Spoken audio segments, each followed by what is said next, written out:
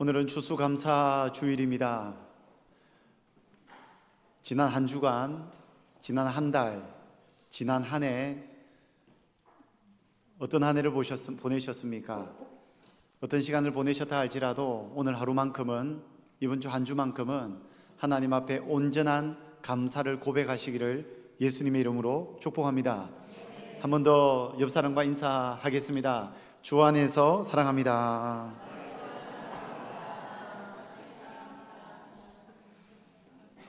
지난주 나누어드렸던 월드비전 감사 노트 묵상 메시지, 저는 한 주간 읽고 묵상하면서 참 은혜를 많이 받았습니다. 그곳에 나온 내용을 한 가지 소개를 해드립니다. 요즘 21세기를 살아가는 대한민국 현대인들의 일상을 이렇게 말하더라고요. 슬픔과 고난, 외로움, 그리고 각종 정신적 혹은 육체적 아픔과 후유증을 앓고 살아가는 것이 오늘날 현대인들의 일상이다라고 기록하고 있더라고요. 2024년도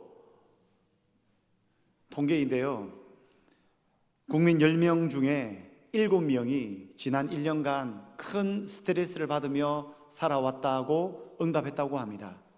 70%가 스트레스 속에 살아가고 있다고 말한 것입니다. 스트레스의 결과로 불면증과 우울증과 심지어 분노 조절 실패, 대인 기피증, 공황장애 증세 등과 같은 정신적 질환을 앓고 있다고 답답함을 국민들이 호소했다고 합니다. 그래서 요즘 보면 현대인들의 정신 건강이 마치 감기를 앓는 것처럼 너무나도 쉽게 우리의 삶 속에 불쑥불쑥 불청객처럼 찾아오는 것 같습니다. 의료 기술이 발달해서 육체적 수명은 이렇게 길어지고 있는데, 이와 반대로 정신적 건강은 육체적 건강만큼 따라가지 못하는 것 같아요. 정신적으로 여러 가지 어려움이 있다 보니까 삶이 불안해지고 불편해지고 불평이 가득한 삶이 되는 것입니다. 참 아이러니하죠. 우리가 더욱더 편리한 세상을 살도록 돕기 위해서 과학과 기술과 문명이 발달하고 있는데, 그 결과 우리가 사는 세상은 정말 편리한 세상이 되었는데, 편리하기는 하나 편안하지는 않은 것 같아요. 오히려 편리함이 우리에게 불편함을 안겨다 주는 시대를 우리가 살아가고 있습니다. 그래서 우리는 너무나도 많이 누리고 있고 장수하고 있지만 정작 가장 중요한 감사를 조금씩 잊어버리고 있는 것 같습니다. 오늘 추수감사 주일입니다. 여러분, 한 해를 돌아보실 때에 여러분들의 삶은 어떠셨습니까? 정말 오늘 하나님 앞에 마음을 다해 감정적으로 감사합니다, 감사합니다, 감사합니다 라고 고백할 만큼 감사가 넘치는 한 해를 사셨습니까? 아니면 여전히 불안하고 불편하고 참지 못하여 불평하며 감사보다는 심리적으로 어려움 중에 한 해를 보내셨습니까? 어떤 분들은 경제적으로나 자식 농사나 건강에 있어서 하나님 주신 복을 많이 누리신 분들도 계실 겁니다. 자연스럽게 감사가 흘러나오죠. 하지만 반대로 또 어떤 분은 인생이 내 마음대로 되지 않고 내 뜻대로 되지 않고 꼬일 대로 꼬이고 엉망진창이 되기도 하고 자식 농사도 마음대로 되지 않는 여러 가지 어려움 중에 도무지 감사할 수 없는 마음으로 이 자리에 앉아 계신 분들도 계실 수 있습니다. 그럼에도 불구하고 추수감사 주일을 맞이하며 오늘 사도 바울이 감사하라고 우리에게 명령하는데, 주님의 약속의 말씀을 믿고 감사를 고백할 때 더욱 감사가 넘치는 복된 은혜를 주님께서 여러분들에게 허락하시기를 예수님의 이름으로 축복합니다. 오늘 본문을 보시면 사도 바울은 감사를 하되, 이 감사가 조건적인 상황에서만 감사하는 것이 아니라 무조건적으로 감사할 것을 명령하고 있습니다. 우리 읽은 본문 5장 20절 말씀 같이 한 번 더 읽어볼까요? 범사에 우리 주 예수 그리스도의 이름으로 항상 아버지 하나님께 감사하며, 여기 두 단어가 눈에 띄죠. 첫 번째는 범사에, 두 번째는 항상. 그러니까 우리가 주님 앞에 감사를 하는데 감사하는 영역은 범사에 감사하고 감사하는 때는 항상 감사하라고 이야기하고 있습니다. 범사가 무엇입니까? 우리 삶의 모든 영역입니다. 뭔가 감사할 만한 열매가 있고 실적을 성취하고 이익을 손에 잡고 눈에 보이는 변화가 발생했을 때에만 감사하는 것이 아니라 내 마음대로 내 뜻대로 일이 펼쳐지지 않는 순간에도, 어쩌면 실패한 것처럼 보이는 순간에도, 때로는 억울하고 쓰라림 속에 눈물 짓는 그 순간에도 범사에 감사하라는 것은 모든 상황에서 감사하라는 명령입니다. 무엇 때문에 이유가 있는 감사가 아니라 그럼에도 불구하고 그것까지도 감사한 것이 범사에 감사한 것입니다. 우리 삶을 돌아보면 불평, 불만, 터뜨릴 만한 것들이 얼마나 많습니까? 아마 100만 가지의 이유를 찾을 수 있을 거예요. 하지만 그 어떤 상황에서도 바울은 범사의 모든 상황에 모든 내용으로 주님 앞에 감사를 고백하라고 우리에게 명령하고 있다는 사실입니다. 범사에만 감사하는 것이 아니라 모든 상황을 넘어서 이제는 항상이라는 단어를 통해서 매일, 매 순간, 날마다 하나님 앞에 감사하라고 합니다. 여러분, 우리가 감사를 할 때 감사의 강도도 중요하지만 훨씬 더 중요한 것은 감사의 빈도입니다. 더 많이, 더 자주 하나님 앞에 감사를 고백해야 할 줄로 믿습니다. 바울은 어떤 빈도수로 감사하라고 합니까? 항상 감사하래요. 항상. 여러분, 이게 가능할까요? 어떻게 항상 감사할 수 있을까요? 몸이 아픈데 어떻게 감사해요? 자식이 내 마음대로 안 되는데 어떻게 감사해요? 자식의 손주의 미래가 보장이 되지 않는 것 같은데 어떻게 감사해요? 차라리 내가 대신 살아주면 되겠는데 어떻게 감사해요?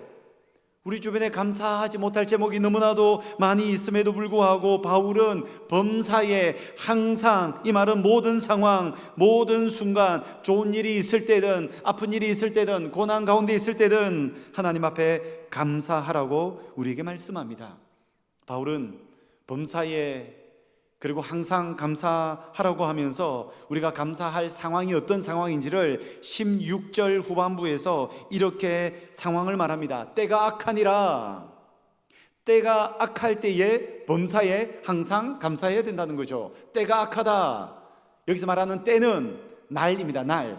하루, 날. 정확하게는 복수로 되어 있으니까 날들입니다. 우리가 살아가는 날들이 매우 악합니다. 세상이 악하고 우리 주변에 있는 사람들이 악하기 때문에 우리에게는 악한 날들이 매일의 연속으로 우리에게 발생하고 있습니다.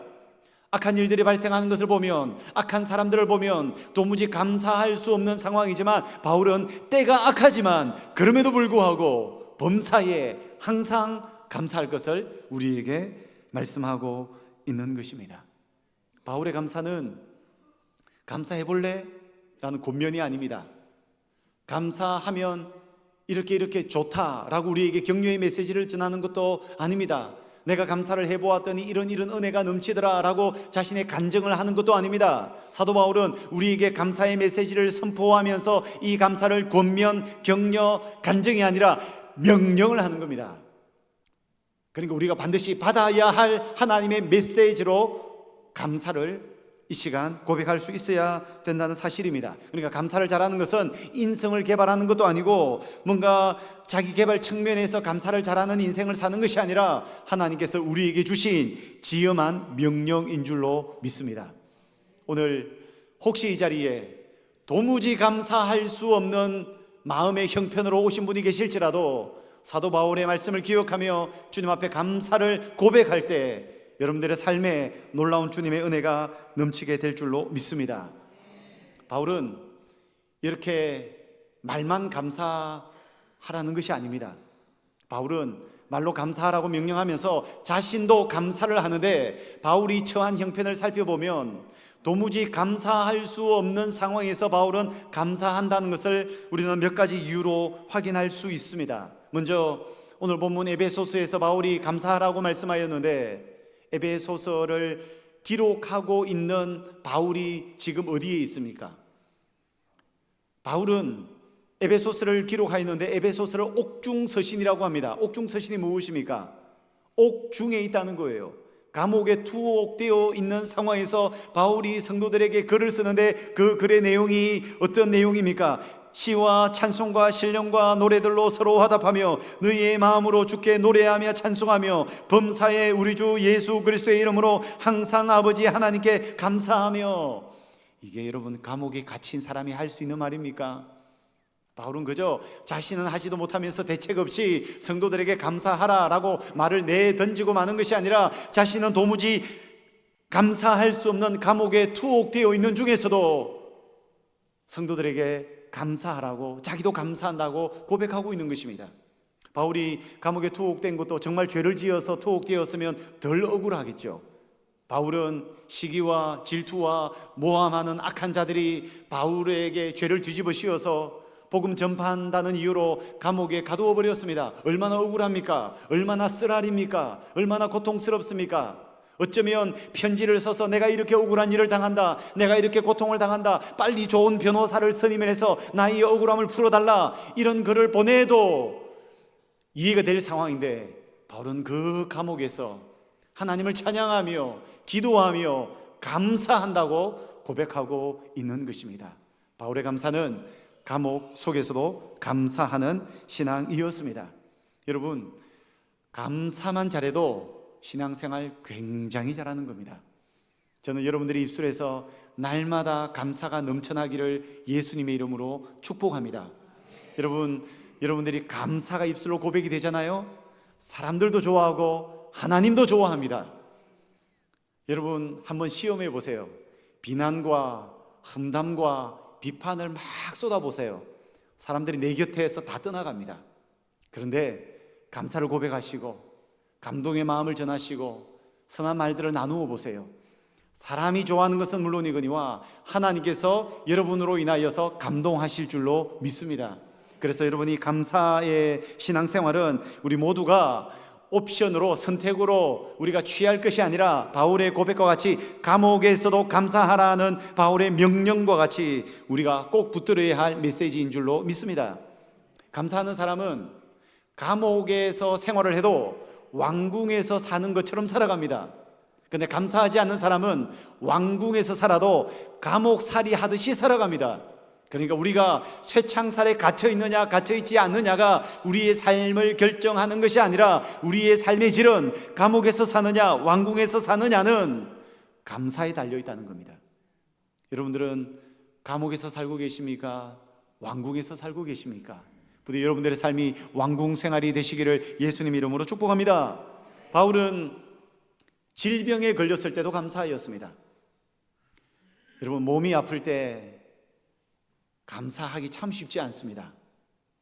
갑자기 의사로부터 감당할 수 없는 무서운 질병의 진단을 받았을 때 하나님 감사합니다, 하나님 감사합니다 고백하기 정말 쉽지 않습니다. 자녀가 아플 때 감사하기 정말 쉽지 않습니다. 바울은 육체에 가시가 있었죠. 곧 심각한 질병이었는데 이 질병 때문에 하나님 나라 복음 전파 사역에 굉장히 큰 어려움을 갖고 있었어요. 그리고 질병 때문에 많이 아팠던 것 같아요. 학자들은 바울의 질병이 안질이다, 간질이다, 두통이다, 류마티스다 등등 여러 가지 이야기를 하고 있지만 정확하게는 모르겠으나 분명 바울의 삶의 생활에 있어서 너무 고통스러울 만큼 힘든 질병이었던 것은 분명한 것 같습니다. 바울이 이 질병을 육체의 가시라고 하면서 동시에 사탄의 사자라고 합니다. 주의 일을 할 때마다 사탄이 자기를 찌르고 포기하고 싶게 만들고 낙심하게 만들고 그냥 내려놓고 싶도록 만드는 사탄이 바울을 낙심시키는 도구가 바로 질병이었다는 것입니다. 우리가 질병에 걸릴 때 얼마나 많은 유혹을 받습니까? 낙심하고 싶은, 불평하고 싶은 유혹을 굉장히 많이 받잖아요. 바울에게 질병은 그런 것이었습니다. 그래서 바울도 하나님 나라를 위하여서 이 질병을 치료해 달라고 주님 앞에 3번 간구했죠. 3번 간구했다는 것은 간절히 들어주실 때까지 간구했다는 것입니다. 그런데 주님은 내 은혜가 네게 족하다라고 하시며 그 기도를 들어주시지 않으셨습니다. 근데 그 고통스러운 질병을 갖고 살아가면서도 바울은 하나님 앞에 어떻게 반응했을까요? 고린도후서 12장 9절 중반부 말씀 우리 같이 한번 읽어보도록 하겠습니다. 그러므로 도리어 크게 기뻐함으로 나의 여러 약한 것들에 대하여 자랑하리니 이는 그리스도의 능력이 내게 머물게 하려 함이라. 바울은 질병 중에도 약함, 약점 중에도 도리어 크게 기뻐한다, 오히려 자랑한다고 이야기를 하고 있습니다. 어떻게 질병에 걸려서 불평을 할 수밖에 없는 이 상황에서도 크게 기뻐하고 오히려 자랑을 할 수 있을까요? 바울은 질병뿐만이 아닙니다. 감옥에서도 감사하였죠. 질병 중에서도 감사 찬양하였죠. 심지어 다양한 종류의 인생의 고난을 당할 때도 감사했습니다. 고린도후서 12장 바로 앞에 가면 11장 23절부터 바울이 당한 고난을 쭉 나열하고 있습니다. 어떤 고난을 당하였습니까? 감옥에 여러 번 갇혔죠. 40에 하나 감한 매를 5번이나 맞았죠. 돌에 맞아 죽을 뻔한 경험이 여러 번이었죠. 바다에서 배가 파선하여 바다의 위험으로 죽을 기로에 섰던 적이 한두 번이 아니었습니다. 강의 위험, 강도의 위험, 동족의 위험, 이방인의 위험, 광야의 위험 한두 번이 아니었습니다. 잠도 못 자고 배고프고 목마르고 굶고 춥고 헐벗고 그의 인생은 고난 중에 고난이요 고난 중에 고난이 계속해서 이어졌습니다. 이런 고난의 삶을 살아가는 중에 바울은 고린도후서 12장 9절에서 그렇게 고백하는 거예요. 나는 이 약함 때문에, 이 고난 때문에 크게 기뻐하고 오히려 자랑한다 라고 고백하는 것입니다. 여러분, 어떻게 이런 감사를 할 수 있을까요? 저도 그렇게 감사하고 싶어요. 안 되는 걸 어떻게 합니까? 이것이 우리의 심정이죠. 추수감사 주일 예배를 드리며 목사님의 말씀을 듣고 찬양을 듣고 고백을 하니 나도 감사하는 삶을 살아야 되겠다라고 생각하지만 안 되는 걸 어떻게 합니까? 나도 감사해서, 불평하지 않아서 감사해서 좀 풍성한 삶을 살고 싶은데 감사가 안 되는 걸 어떻게 합니까? 어쩌면 이것이 우리의 마음일지도 모르겠습니다. 여러분, 바울은 그저 결단을 잘해서 감사할 수 있는 사람이 아니었습니다. 바울이 감사할 수 있는 비결이 있었습니다. 그 비결을 오늘 두 가지를 살펴볼 텐데 이 두 가지를 마음속에 잘 새기셔서 꼭 감사가 넘치는 복된 삶이 되시기를 소망합니다. 먼저 고린도후서 12장 9절 중반부 조금 전에 읽었던 말씀인데 한 번 더 자막을 보며 읽도록 하겠습니다. 그러므로 도리어 크게 기뻐함으로 나의 여러 약한 것들에 대하여 자랑하리니 이는 그리스도의 능력이 내게 머물게 하려 함이라. 바울이 약한 것을 자랑하고 크게 기뻐할 수 있는 이유는 딱 한 가지입니다. 노란색 글씨 보이시죠? 그리스도의 능력이 내게 머물게 하려 함이라. 그리스도의 능력이 자신 속에 머물고 있기 때문에 자랑할 수 있고 기뻐할 수 있고 감사할 수 있는 거예요. 단순히 사람의 의지와 결단으로만 되는 것이 아니라 예수의 영이, 성령의 영이 내 속에 충만하게 임재할 때 성령에 의해서, 예수의 영에 의해서 이렇게 고백할 수 있는 거예요. 그래서 여러분, 성령 충만하지 않고는 감사할 수 없습니다. 예수의 영에 사로잡히지 않고는 감사할 수 없습니다. 내가 요즘에 성령 충만한지 안 한지 확인하고 싶으면 내 입술에서 불평, 불만이 나오는지 감사가 고백되는지 한번 여러분의 입술을 확인해 보십시오. 정확하게 확인할 수 있습니다. 바울은 고린도후서 10장에서 13장 사이에 자신의 약함, 고난을 자랑한다라는 고백을, 그러니까 자랑이라는 단어가 무려 19번이나 사용되었습니다. 그러니까 진짜 사람들 앞에 자랑하고 싶은 어떤 자신의 잘남을 자랑한다는 자랑이 아니고요, 자신의 고난, 자신이 당하는 고통, 아픔, 쓰라림, 이것을 도리어 기뻐하고 자랑한다고 바울은 고백하고 있습니다. 무려 19번이나요. 바울이 이렇게 고백할 수 있는 이유가 무엇입니까? 바울이 이렇게 고백할 수 있는 것은 그리스도의 능력이 자신 속에 머물고 있기 때문입니다. 여러분, 여기서 머물다라는 단어, 동사에 우리가 주목할 필요가 있습니다. 여기서 그리스도의 능력이 내게 머물다 할 때 머물다라는 단어는 구약시대에 성막에 하나님의 영광이, 그러니까 쉐키나의 영광이 임하였던 장면, 그것을 머물다라고 합니다. 시내산 꼭대기에 하나님께서 임재하시사 빽빽한 구름 가운데 번개가 치고 웅장한 나팔 소리가 울리는 곳에 하나님의 영이 임재하셨습니다. 하나님의 영이 시내산 꼭대기에 머무셨습니다. 그러니까 성막에 하나님이 머무셨다, 시내산에 하나님께서 머무셨다라는 머물다와 바울이 고린도후서 12장 9절에서 말하는 그리스도의 능력이 내게 머물다라는 단어가 같은 단어라고요. 어떤 의미입니까? 사람의 생각과 상황과 환경을 초월한 성령에 의해서, 하나님의 영에 의해서, 예수의 영에 의해서 꽉 사로잡히니까, 충만히 사로잡히니까 상황을 초월한 감사를 올려드릴 수 있는 것인 줄로 믿습니다. 여러분, 진짜 감사는 성령 충만하지 않고는 할 수가 없습니다. 진짜 감사는 예수의 영이 우리 속에 충만하게 머물지 않고는 정말 제대로 된 감사를 할 수가 없습니다. 추수감사주의를 맞이하면서 다시 한 번 더 성령 충만을 사모하십시다. 예수의 영이 우리들 가운데 머무시기를 사모하십시다. 그럴 때 우리의 감사가 가득하게 될 줄로 믿습니다. 여러분, 약할 때 강함되는 역설적 진리, 여러분 삶에 많이 체험해 보셨죠? 아마 약한데 그것 때문에 주님 앞에 나아가 간구하였고, 약한 것 때문에 주님 앞에 받아 누린 놀라운 은혜에 대해서 여러분들 간증하실 것들이 참 많을 겁니다. 저도 어릴 때부터 불평불만이 많았어요. 지금은 강단에서 설교하는 목회자지만 저도 한 불평했습니다. 한 불만했습니다. 저도 비난, 험담 절대로 남보다 적게 하지 않았습니다. 그런데 언제부턴가 입을 다물자라고 작정하고 있지만 저도 억울한 게 많았어요. 특히 하나님 앞에 그렇게 많이 섭섭했습니다. 하나님 앞에 그렇게 많이 따졌죠. 하나님 왜요? 왜요? 왜요? 저는 지금도 돌아보면 하나님 앞에 사죄하고 싶고 이 제목으로 하나님 앞에 회개기도 합니다. 하나님, 그때 제가 너무 많이 따졌죠. 너무 많이 원망하고 너무 많이 불평했죠. 출애굽한 이스라엘 백성들의 불평은 저리 가라라고 할 정도로 불평을 많이 했습니다. 왜냐하면 아무리 생각해도 제 생각으로는 하나님의 일하심이 도무지 이해가 안 되는 거예요. 하나님이 살아계시고 하나님이 좋으신데 왜 예수님을 잘 믿는 우리 집은 가난한가? 왜 하나님이 살아계신데 우리 아빠는 알코올 중독자인가? 왜 하나님이 살아계신데 나는 아빠 없는 아들로 평생을 살아야 했는가? 나는 왜 도시에서 태어나지 않고 시골 깡촌에서 살아야 됐는가? 초등학교 때 태권도 학원이 너무 가고 싶었어요.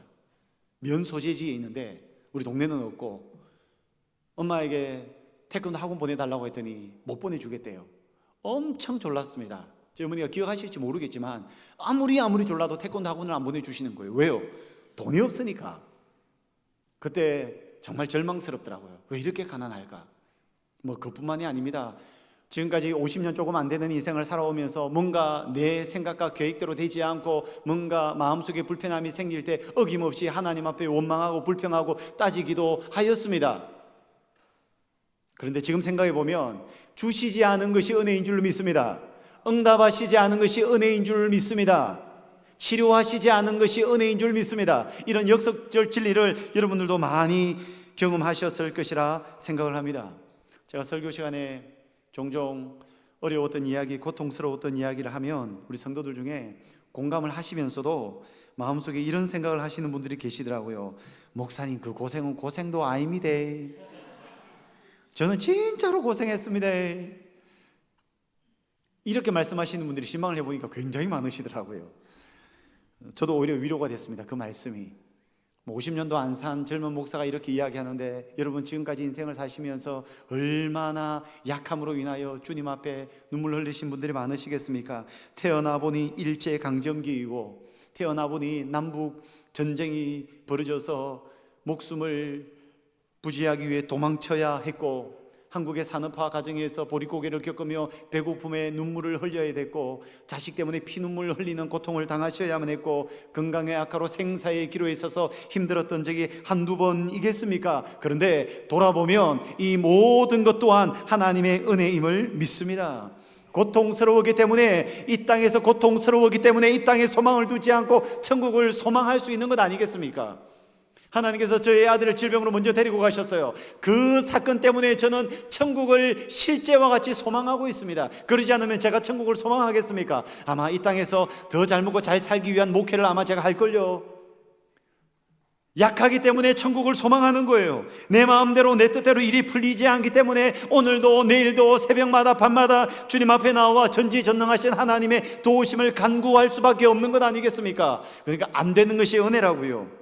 모든 것이 불편했기 때문에 세상에서는 참된 평안을 찾을 수 없었기 때문에 오직 하나님만이 주시는 평안을 누리기 위하여 예배의 현장에 나와 샬롬 평안의 은혜를 누릴 수 있는 것 아닙니까? 그러면 가난했던 것도 아팠던 것도 억울했던 일들도 결국 바울이 이야기하는 것처럼 약할 때 강함 되시는 역설적 진리의 은혜를 체험할 수 있는 줄로 믿습니다. 여러분, 하나님의 영이 여러분 속에 충만히 임재하시사 범사에 항상 감사가 넘치시기를 예수님의 이름으로 축복합니다.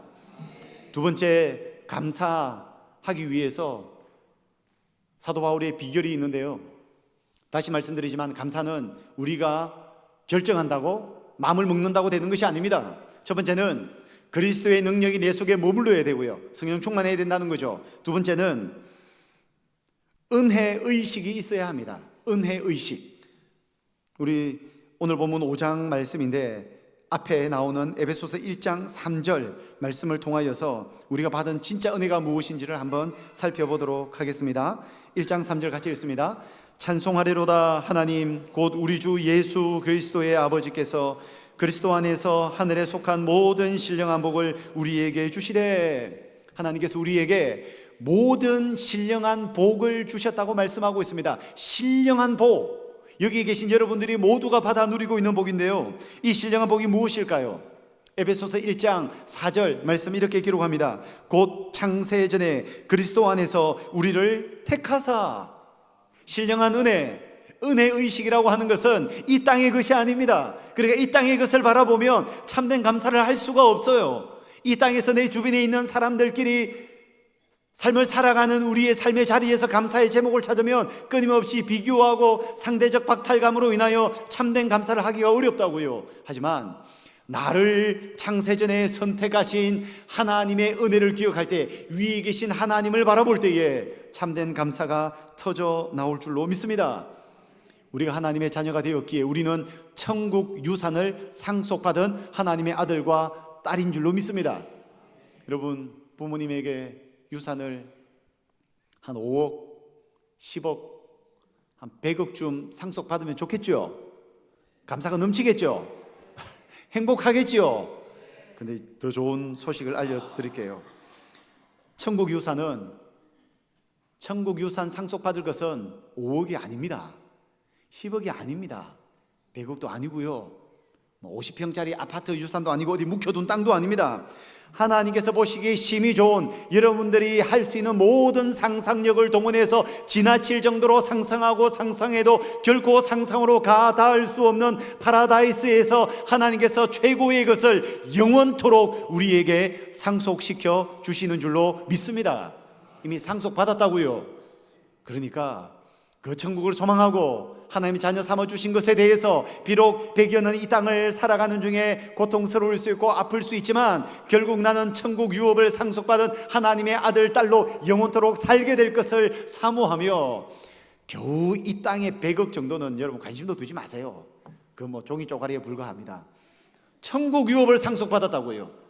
이 은혜의식이 우리에게 있어야 합니다. 이것이 우리의 공로와 우리의 업적에 의해서 우리가 획득한 것이 아닙니다. 우리는 아무것도 한 것이 없습니다. 오직 예수 그리스도의 피로 말미암아 구속 곧 죄사함의 선물을 통하여서 우리가 이 은혜를 누린 거예요. 원래는 불로 소금 치듯 지옥에서 영원토록 의식적인 고통을 당하며 영원한 삶을 사는 것이 우리의 운명이었습니다. 여러분, 만약 지옥 면죄부를 돈 주고 살 수 있다면 여러분 전 재산을 들여서라도 지옥 면죄부를 사지 않겠습니까? 근데 지옥 면죄부는 10억으로도 100억으로도 1조로도 살 수가 없습니다. 더 나아가 천국 입성권 또한 1000억으로 1조 원으로도 살 수 없습니다. 그런데 하나님께서 창세전에 우리를 예정하시고 우리를 선택하시고 예수님께서 십자가를 통하여 구원을 성취하시고 성령께서 우리에게 구원을 적용해 주시사 공짜로 천국 유업을 상속받은 줄로 믿습니다. 이게 여러분 은혜의식입니다. 풀은 마르고 꽃은 시듭니다. 세상에 제 아무리 아름다워 보이는 것들도 금방 끝나고 맙니다. 여러분, 요즘 가을에 낙엽이 너무너무 예쁘죠? 2주만 지나보세요. 2주 지나서 비 오면 그냥 더러워져 버립니다. 이 아름다움도 순식간에 지나가 버립니다. 세상에서 우리가 감사할 내용, 감사할 근거로 삼을 만한 세상적인 것들은 결국 다 지나가 버린다고요. 지나가지 않는 영원한 유일한 한 가지가 있으니 바로 하나님의 백성으로서 천국 유업을 상속받은 것인 줄로 믿습니다. 바울은 도무지 감사할 수 없는 감옥에서도, 질병에서도, 다양한 종류의 고통과 고난 속에서도 하나님 앞에 감사를 고백하고 크게 기뻐하고 찬양할 수 있었습니다. 이유는 두 가지라고 말씀드렸습니다. 예수의 영이 그 속에 머물렀기 때문에, 그냥 조금 머무는 것이 아니라 충만하게 머물렀기 때문에 감사할 수 있었고, 동시에 이 땅을 바라보며 주변을 바라보며 수평적 관계 속에서 비교하는 것이 아니라 위를 바라보며 은혜의 의식에 붙들려 천국을 소망하며 감사하는 삶을 살 수 있었습니다. 여러분, 예수 그리스도의 영이 여러분들 속에 충만히 임재하시기를 축복합니다. 은혜 의식에 의해서 무한한 감사를 올려드리시기를 예수님 이름으로 축복합니다. 세상에서 주어지는 축복은 가변적 축복입니다. 진짜 축복이 아니라는 거예요. 금방 끝나버리는 축복이라는 겁니다. 그러다 보니까 가변적 축복을 붙들고 살아가면 감사하다가 불평하다가, 감사하다가 불평하다가, 감사와 불평을 오갈 수밖에 없습니다. 그래서 절대로 감사의 이유를 세상 주변 사람들과 비교해서 감사의 제목을 찾으면 안 돼요. 지난주 수능을 쳤죠. 옆집 애보다 수능을 더 잘 봐서 감사해서 되겠습니까? 이런 형태의 비교는 절대로 좋지 않습니다. 제가 선교를 가보니까 선교가 그렇더라고요. 성도들 중에 선교지 가는 것을 감사 진통제에 맞는 것처럼 생각하시는 분들이 계셔요. 우리 교회를 두고 이야기하는 것은 아닙니다. 왜 그런지 아마 선교지를 가보신 분들은 다 이해가 되실 겁니다. 한국에서 비교당하고 어렵고 힘들고 숨도 못 쉬겠다, 어렵게 산다라고 생각하다가 선교지 나가서 못 사는 나라에 딱 내리면 그냥 한국에서 태어나고 사는 것이 얼마나 감사한지 몰라요. 먹는 것도 입는 것도 사는 것도 날씨도 모든 것이 불편하거든요. 우리가 살아가는 것과는 비교가 안 될 정도로 수준이 낮은 나라의 삶을 보면 마음속에 막 감사가 넘쳐요. 그러면 그때 막 마음에 작정을 합니다. 내가 이제 한국에 돌아가서는 늘 감사하며 살아야지, 늘 감사하며 살아야지. 감사 진통제를 맞고 돌아옵니다. 근데 딱 인천공항에 발을 내딛는 순간, 화려한 인천공항을 보는 순간 싹 사라져 버립니다. 이 진통제 약효, 약발이 길면 한 달, 보통 일주일, 하루 이틀이면 다 끝나버려요. 아니면 선교지를 한 달에 한 번씩 나가시든지요.